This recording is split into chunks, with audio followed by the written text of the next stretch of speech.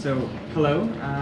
Can I have like a show of hands of who was here last week, who wasn't? Okay, so who wasn't here last week?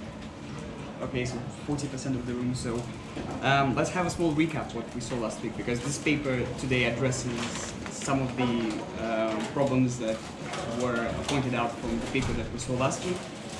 So last week we saw that Dapello proposed that we can look at the internal representations of neural networks through information, and particularly just measure mutual information that these representations have with the input and with the output, and see how these representations progress throughout the training.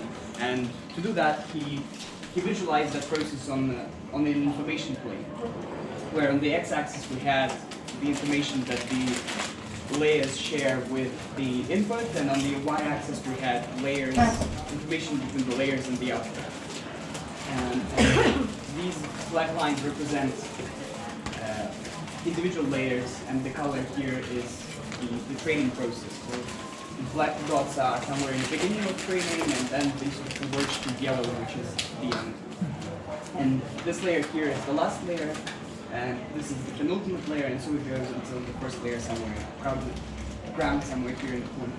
And so what was happening inside the network is that initially they had very little information about the input, very little information about the output, they were naive, and we started training them, and so both of these information metrics started to increase. Then there was a point after which the information with the output was still increasing from here, but we see a very sudden shift towards left, which means that the internal representations start to forget parts of the data set. And this was not a compression phase, so the internal representations, they were compressing themselves to store less information and be more efficient.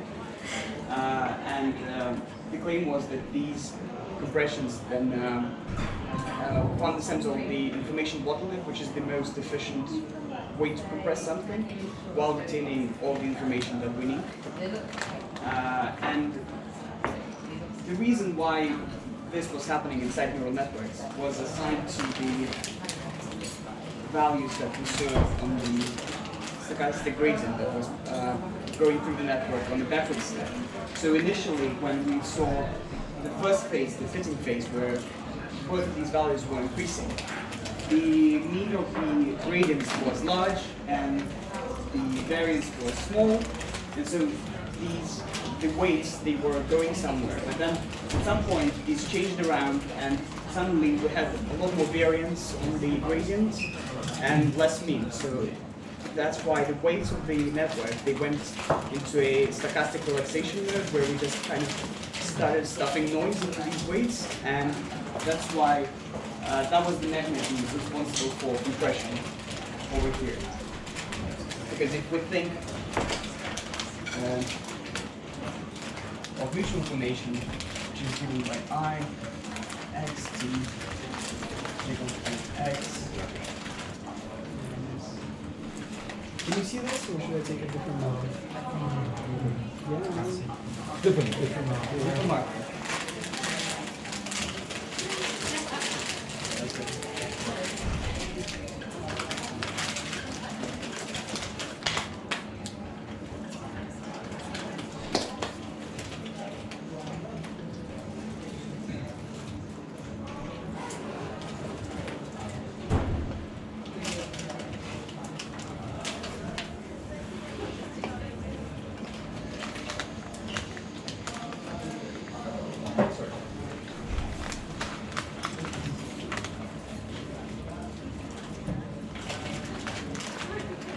So the explanation why this noise over here that we're starting to inject into our weights leads to this compression is that because it starts to maximize this term here. So because we start to have more noise here, and then we can't really have a noise that is inside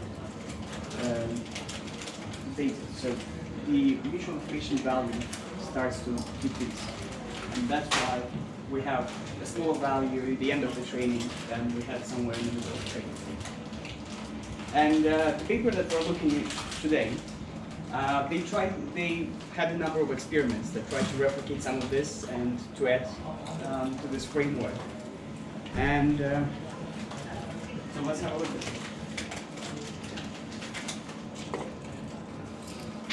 So this paper was presented at you know how in computer science you have SQL, and some people say SQL and some people say SQL, and there's a similar thing in machine learning where some people say ICLR and some people say iClear. I'm in the iClear camp, so you can all decide where you are, but sorry for those who say ICLR. So last year at iClear, this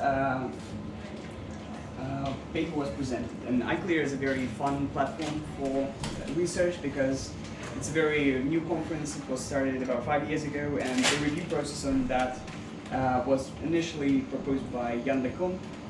It's an open review, so everybody submits their papers anonymously, and the reviewers are anonymous as well. And all the process of review is also open to everybody. So if we scroll downwards, you can see this is an actual review of the paper, and we don't know who the reviewer is because it's anonymous, and he gives the rating and confidence of his review. And then there's the rebuttal part, so this is very helpful for research, obviously, because if you are very interested in some of these topics, you can actually go and see what's the opinion of the people from the field are. And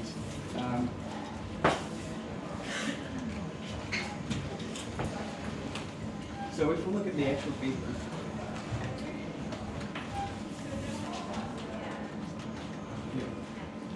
it comes from a team of researchers from Harvard and a couple of guys from Santa Fe Institute.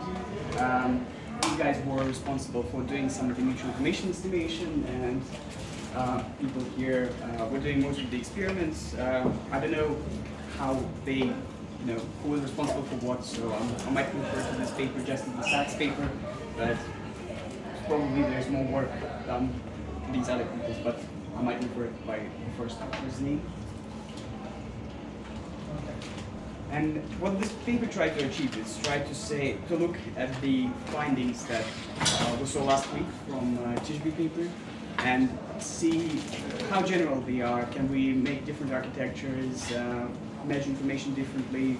What kind of what gives us this compression? And can we always be sure that it's there? And their conclusion was quite negative. They didn't find a lot of evidence to support what we saw last week. And principally, they had 5 different experiments varying in the difficulty level. And all of them are outlined here. So first of all, they sort of did a different activation function. They used a different type of neural networks. They changed stochastic gradient descent to full batch training.